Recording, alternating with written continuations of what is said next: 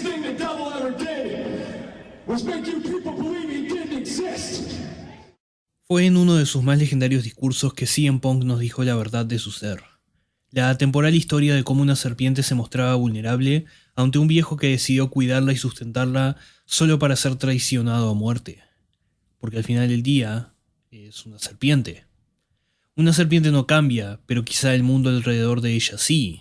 CM Punk bien dijo que se fue de la lucha libre en 2005, así que adelantémonos 16 años y un poco más. CM Punk había regresado a la lucha libre en All Elite Wrestling y todo el mundo se regocijó en las posibilidades. Sin embargo, conforme pasaron las semanas, se notó que algo faltaba. Claro, todo lo que haga CM Punk es receptor de críticas, pero incluso sus fans más acérrimos sentían que lo mejor de él aún no había empezado. Punk estaba demasiado contento, demasiado conforme, demasiado formulaico. Algo olía a podrido en Dinamarca, y alguien se cansaría de ese olor. Alguien con el nombre Eddie Kingston. Queridos videntes, esto es Eddie Kingston, CM Punk y las arenas del tiempo, y hoy los veremos en detalle.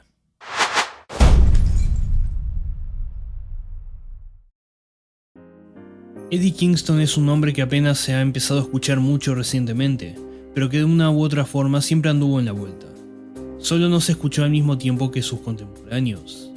Un niño que no encajaba en ningún lado. Un niño visto como un loco cuya única escapatoria a una vida miserable era la lucha libre. Y no hablo de la lucha libre como la que vimos con la comunidad de los streams o los DVDs producidos en masa, con eventos elegantes y esterilizados. Kingston creció en el circuito de intercambio de videocassettes. Creció viendo a los suyos en las temerarias figuras de ECW, creció deslumbrado ante las duras batallas de los pilares de la All Japan, creció sabiendo que tenía que hacer de esto su vida. Pero lo que obtuvo como recompensa por su pasión y empeño no fue nada más que desgracia y dolor. Entre trabajos indeseables, luchas con público nulo y unas cuantas burlas, las arenas del tiempo pasaban para Eddie Kingston. Mientras sus compañeros iban a cosas más grandes y mejores, Eddie solo se quedaba atrás, sin otro remedio más que echarse la culpa a sí mismo y sumergirse en una espiral descendiente de depresión y adicción. Esto no era su culpa y esa no era la solución. Quizá Eddie Kingston simplemente era demasiado real para este mundo. Quizá Eddie Kingston no le falló a la lucha libre, sino que la lucha libre le habría fallado a él. Terminando al borde de la perdición total, una epifanía lo hizo despertar con la misión de enorgullecer a su pequeño sobrino, de que él tuviera a quien admirar y presumir con sus compañeros. Pero cuando Eddie había encontrado esa paz mental, la situación mundial detuvo todo. En una última esperanza, Kingston gritó al aire y dejó que el destino hiciera lo suyo. Y el destino lo llevó, por fin, a una oportunidad en una plataforma mayor gracias a Cody Rhodes viendo su promo en internet. Años y años de farmear experiencia en las independientes sin merecido reconocimiento, y en el último momento fue cuando los engranajes empezaron a moverse. Un año después, y Eddie Kingston es uno de los nombres más queridos en All Elite Wrestling. Eddie Kingston no obtuvo su chance, la tuvo que arrancar tras 1000 arañazos. Y normalmente hablo de personajes en mi canal, pero Eddie Kingston no es un personaje por más que lo quiera interpretar así. Y no lo digo en el sentido de los mejores personajes son uno mismo amplificado a volumen 12, no es necesario amplificar nada. No sé si puedo hacer justicia o enfatizar lo suficiente el hecho de que cada día era una batalla para este hombre. Él no debió haber llegado tan lejos. El Mad King es quien es. No hay cortina, no hay fachada y no hay una cuarta pared. En mi ensayo sobre el discurso de regreso de CM Punk, mencioné cómo esa promo era su reencuentro con el efecto mariposa que su Pipe Bomb del 2011 dejó en la lucha libre. Las arenas del tiempo pasaron para CM Punk también, y ahora se encontraba en un entorno lleno de talento joven y hambriento. Y seamos honestos, Kingston no es joven, pero lo que no tiene en juventud lo triplica en hambre. Ahora piensen esto. Tenés un tipo con una infancia dura y una actitud irreverente, cuya vida fue salvada por la lucha libre, y pasó 2 décadas laburando por centavos. Y al lado tenés un tipo con una infancia dura y una actitud irreverente, cuya vida fue salvada por la lucha libre, que laburó por capaz 6, 7 años, antes de terminar en los escenarios más brillantes ante los ojos del mundo. A uno lo favoreció la vida, al otro no. Uno fue arrojado hacia el bus en el movimiento, el otro fue arrojado sobre una alfombra roja. Era solamente cuestión de tiempo para que 2 figuras con semejante labia se enfrentaran. Pero lo que la mayoría no sabía es que Eddie era un contemporáneo de Punk. Él estuvo ahí para el ascenso de tus luchadores independientes favoritos de los años 2000. Él sabía a qué olían los trapos sucios de CM Punk. Cuando la confrontación entre Punk y Kingston en Rampage comienza, vemos como todo es sarcasmo, ironía, risas y diversión, hasta que Kingston larga el nombre de Samoa Joe. Tan solo vean cómo le cambia la cara a Punk. Ahí me hizo clic todo. Eddie vio a través de ese CM Punk contento, conforme y formulaico. Vio al CM Punk que le hizo mala cara tantos años atrás. Vio en CM Punk a los Joes, Homicides, Amazing Reds y, no lo mencionó, pero Chris Heroes. Gente que fue a hacerse un nombre a expensas de él. Kingston pasa a implicar que CM Punk es todo lo que él criticó 10 años atrás. Un amiguista que enterraría a cualquiera para ventaja personal. ¿Y saben qué hace CM Punk? Le da la razón. Le dice que juzgó a Eddie pero que no fue el único, como si no ser el único lo redimiese. Básicamente le echa la culpa de no haber llegado a la prominencia a la par de sus colegas. Le echa la culpa al tipo que vivió una vida de culparse a sí mismo por lo que no le pasaba.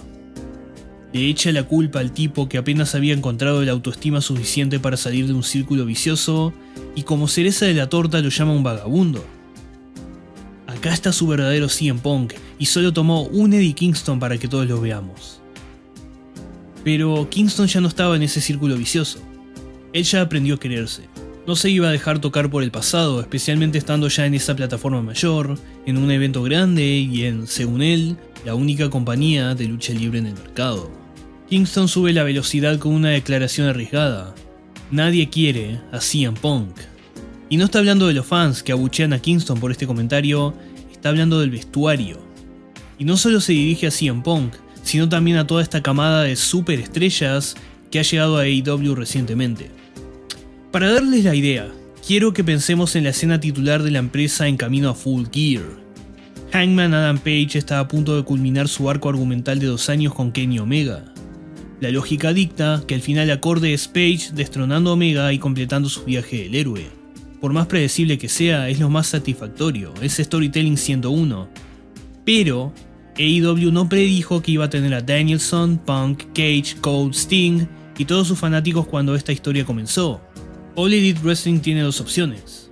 Se mantiene fiel a sí misma y termina la historia, recompensando a su público original y a su luchador protagonista, o compran el hype, pasan de largo por Adam Page y le dan el campeonato a Bryan Danielson, quien no lo necesita realmente para satisfacer a los nuevos fanáticos que lo conocen más. Estamos en los cruces del destino, queridos habitantes. ¿Qué significaría esto para la moral en el vestuario? ¿Qué mensaje nos transmitiría esa segunda opción? Eddie Kingston nos está advirtiendo de la línea temporal donde eso sucede. Y CM Punk es uno de los agentes responsables por la probabilidad de que esa línea temporal suceda. Las arenas del tiempo corren y Full Gear nos dirá lo que sucederá. Kingston reta a Punk para Full Gear y este último lo trata como un novato, diciéndole que esa lucha era del calibre de los shows terciarios de la empresa. Subliminalmente nos está diciendo que quiere que Eddie Kingston sea uno de esos otros rivales intrascendentes que ha enfrentado luego de Darby Allin. Quiere seguir en su zona de confort, quiere seguir en la luna de miel. Pero Eddie Kingston es el juez de los divorcios, le gusta a quien le guste. Él ya lo dijo, no le importa perder o ganar, que probablemente nos indique su derrota. Se trata de algo más. Se trata de lo que posiblemente sea y debería ser el comienzo de la deconstrucción de CM Punk. Tras reprocharle su autoexilio, Eddie Kingston finalmente ha expuesto a CM Punk como lo que es en el fondo. ¿Vieron que empecé este video con el discurso de Punk en 2005 sobre la serpiente y el viejo? Gracias a Eddie vemos que nosotros somos el viejo y Punk es la serpiente otra vez. Porque una serpiente no cambia, pero el mundo alrededor de ella sí. Porque el mundo ha cambiado, pero CM Punk no. 2011 fue hace un montón de tiempo. CM Punk era visto como la figura rebelde que se paraba ante la franquicia corporativa, y esta imagen parecía ser la cúspide de la lucha libre y lo mejor que íbamos a tener. Pero las arenas del tiempo corrieron, y ahora Punk se encuentra al otro lado del escenario.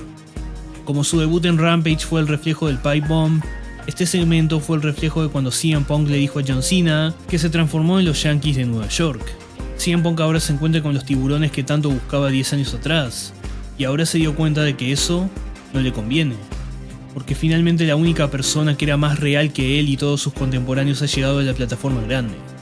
Finalmente la única persona con la valentía de exponer todo el veneno que CM Punk se guarda ha llegado ante las cámaras HD y las luces LED. Finalmente el karma le ha llegado a CM Punk. Soy Safter, hasta la próxima.